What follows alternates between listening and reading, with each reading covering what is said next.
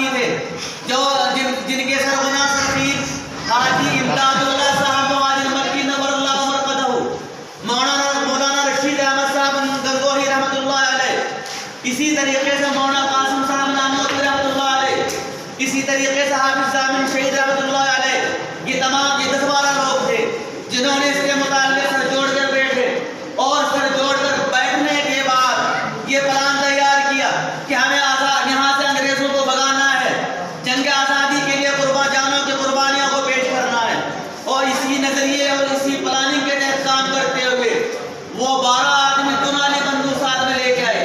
ان کو معلوم ہوا کہ سہارنپور سے انگریز کا ایک توپ خانہ شاملی تحصیل کے لیے جا رہا ہے۔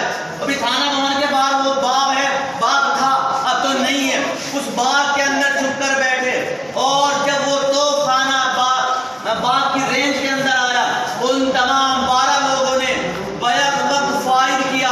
2 نالی بندوق تھی، 2 راؤنڈ نکلنے تھے، تو تقریباً 25 راؤنڈ ایک ساتھ نکلے۔ انگریز فوجی دستہ یہ سمجھ بیٹھا کہ یہاں بہت بڑی فوج ہوئی ہے۔ بہرحال وہ فوجی دستے کو لوٹ لیا گیا، ان کے پاس توپ خانہ تھا، اس کو لوٹا گیا اور لا کر یہاں ریتی دروازے کے اوپر اس کو نصب کر دیا گیا۔ بہرحال رات کے رات وہ تمام قافلہ لوٹا گیا، لوٹا پٹا قافلہ شاملی تحصیل کے اندر جاتا ہے۔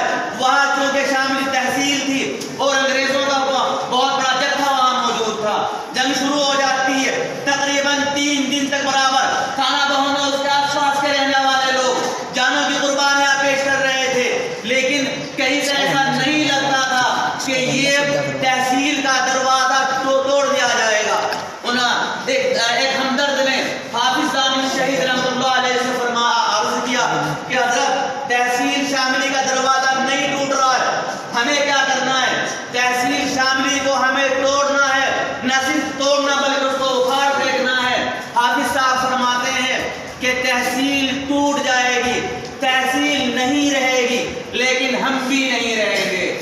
دوست یوں کہتا ہے آپ رہیں نہ رہیں، لیکن یہ شامل تحصیل نہیں رہنا چاہیے۔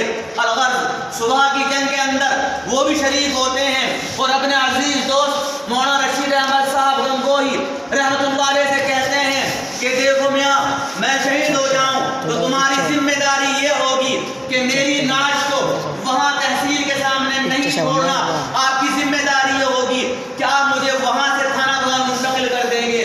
صبح لڑائی ہوتی ہے، زور شور کی لڑائی ہو رہی تھی، گولیوں کی بوچھاڑ کی بوچھاڑ تحصیل کے اندر سے آتی تھی اور جانوں کو چاٹ کر نکل جاتی تھی۔ ایسے ہی ایک گولی ان کی طرف جیسے ہی گولیوں کا بہت بڑا گروپ آتا ہے، اس کو پکڑنا شروع کر دے۔ حاجی امداد اللہ صاحب مہاجر مکی نور اللہ مرقدہ کہتے ہیں کہ ضامن شہید، کیا تو شہادت سے منہ چرانا چاہتا ہے؟ کیا شہادت سے چھٹنا چاہتا ہے؟ الغرض یہ کہنا تھا تو ساتھ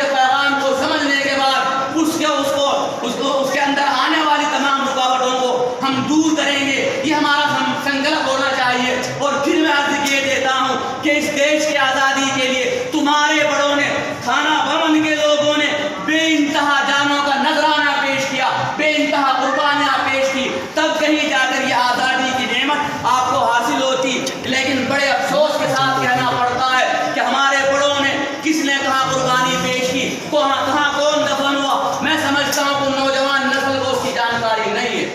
وجہ کیا ہے؟ وجہ صرف یہی ہے کہ جس زبان کے اندر تمہارا تاریخی ورثہ پایا جاتا، جس بھاشا کے اندر تمہاری ثقافت لکھی گئی ہے، جس بھاشا کے اندر تمہارے اتہاس کو لکھا گیا، وہ اتہاس تم نہیں پڑھتے، وہ زبان تم نہیں سیکھتے، نتیجہ یہ نکلتا ہے کہ اتہاس کی جانکاری آپ کو نہیں ہو پاتی ہے۔ اس کے ساتھ ساتھ ایک بات اور عرض کیے دیتا ہوں، دنیا کے بڑے بڑے مفکروں نے لکھا ہے کہ جس قوم کو ختم کرنا چاہتے ہیں آپ اس کی زبان کو اس سے چھین لیں، قوم خود ختم ہو جائے گی۔ اس لیے عرض کیے دیتا ہوں کہ اپنی بھاشا کے اوپر، اپنی لینگویج کو سیکھنے کے لیے آپ بے انتہا کوشش کریں، تاکہ آپ اپنے بڑوں کی قربانیوں سے روشناس ہو سکیں، آپ واقف ہو سکیں، آپ کو معلوم ہو سکے کہ اس دیش کے لیے ہمارے بڑوں نے کتنی جانوں کا نذرانہ پیش کیا، کتنا خون بہایا، اور اسی طریقے سے کتنی جدوجہد کے بعد یہ آزادی حاصل کی۔ میں آپ کو دو تین بات اور عرض کیے دیتا ہوں۔ ایک انگریز مفکر لکھتا ہے کہ دلی چاندنی چوک کے اندر میں موجود تھا، وہاں مجھے گوشت کے چلنے کی بو آتی ہے، میں نے جا کر دیکھا تقریباً 40 علماء حضرات تھے، 40 علماء حضرات تھے جن کو آگ کے اوپر ڈالا گیا تھا، جن کا انگریز آفیسر صرف یہ کہتا تھا کہ تم 1857 کے انقلاب کو منع کر دو کہ ہمارا اس سے کوئی واسطہ نہیں ہے، تمہیں آزاد کر دیا جائے گا۔ لیکن وہ 40 کے 40 جو آگ کے اندروں پر جن کو ڈالا گیا تھا، موت کے سامنے، موت کی آنکھوں کے اندر آنکھ ڈال کر یوں کہتے ہیں اگر ہماری زبان پھر گئی، میری قوم کی قسمت بدل جائے گی، جان جائے تو جائے لیکن ہمارے الفاظ نہیں بدلیں گے۔ ہم انقلاب کے ساتھ تھے، انقلابی ہیں، انقلابی رہیں گے، اور انقلاب ہمارا تھا، ہمارا ہے اور ہمارا رہے گا۔ وہ یوں لکھتا ہے مورخ، 40 کے 40 شہید کر دیے جاتے ہیں، پھر 40 کی دوسری ٹولی آتی ہے، ان کے ساتھ بھی یہی ہوتا ہے۔ ساتھ ہی ساتھ یہ بھی لکھا گیا کہ دلی سے لے کر لاہور تک ایک بڑا نگروڑ آدمی ہوتا ہے، اس روڈ کے دونوں جانب کتنے درخت پائے جاتے، اور ایک درخت کے اوپر ایک مولوی کی گردن لٹکی ہوئی تھی۔ اس کی غلطی کیا تھی؟ غلطی صرف یہی تھی کہ وہ آزادی کی بات کرتا تھا، غلطی صرف یہ تھی کہ وہ اپنے بنیادی حقوق کی بات کرتا تھا، غلطی صرف یہ تھی کہ وہ انگریز کو حکومت کو اکھاڑ دینا چاہتا تھا۔ اس کی پاداش کے اندر اس کی غلطی کی سزا یہ دی گئی کہ ہر ایک درخت کے اوپر ایک مولوی کی گردن لٹکی ہوئی تھی۔ ایک بات اور عرض کیے دیتا ہوں، مدراس ہائی کورٹ کے اندر مولانا حسین احمد مدنی نور اللہ مرقدہ کا مقدمہ پیش ہوتا ہے۔ اتفاق کی بات یہ تھی کہ وہاں جو انگریز جج تھا وہ مولانا کا شاگرد تھا۔ مولانا سے یوں کہتا ہے بڑے احترام کے ساتھ، بڑی عزت کے ساتھ، بڑے احترام کے ساتھ یوں کہتا کہ مولانا آپ ایک بار میرے کان کے اندر یوں کہہ دیں کہ 1857 کے انقلاب سے میرا کوئی واسطہ نہیں تھا، بس آگے میں جانوں اور قانون جانے۔ مولانا یوں کہتے ہیں او انگریز آفیسر سن اور کان کھول کر سن، تو میرا شاگرد ہے، میری فطرت سے واقف ہوگا۔ اگر حسین احمد کی زبان بدل گئی، قسم پیدا کرنے والے کی، میری قوم کی قسمت بدل جائے گی۔ میں اپنی قوم کی قسمت نہیں بدلنا چاہتا، میں ان کو آزادی دینا چاہتا ہوں، میں ان کو آزاد دیکھنا چاہتا ہوں۔ اس آزادی کے لیے میں میری جان جائے تو جائے، لیکن حسین احمد مدنی کے الفاظ نہیں بدلیں گے۔ اور یوں کہا کہ دیکھ تو اپنا کام کر اور مجھے اپنا کام کرنے دے۔ بغل کے اندر سے تھیلا نکالا، اس کے اندر سے کفن نکالا اور عدالت کے اندر لہرایا۔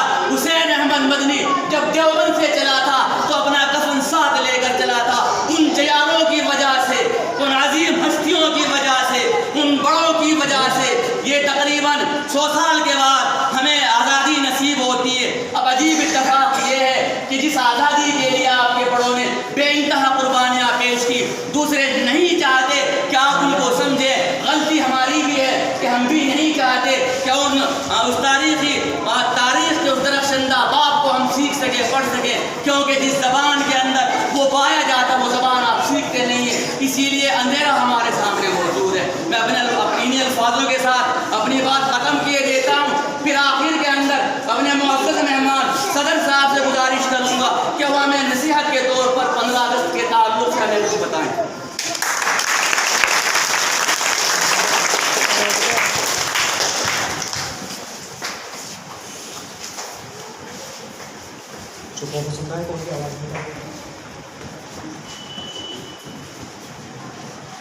جناب پرنسپل صاحب، معزز حاضرین، پیارے بچوں، السلام علیکم۔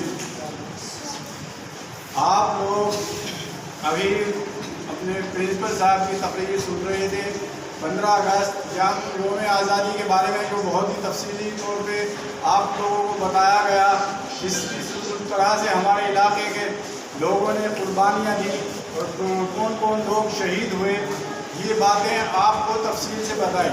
پیارے بچوں، آپ لوگوں کو تعلیم حاصل کرنے کے لیے چاہے حضور صلی اللہ علیہ وسلم نے کہا ہے کہ وہ چاہے آپ کو چین تک جانا پڑے، بیٹے آپ لوگوں کو پڑھنا ہے، بہت زیادہ پڑھنا ہے۔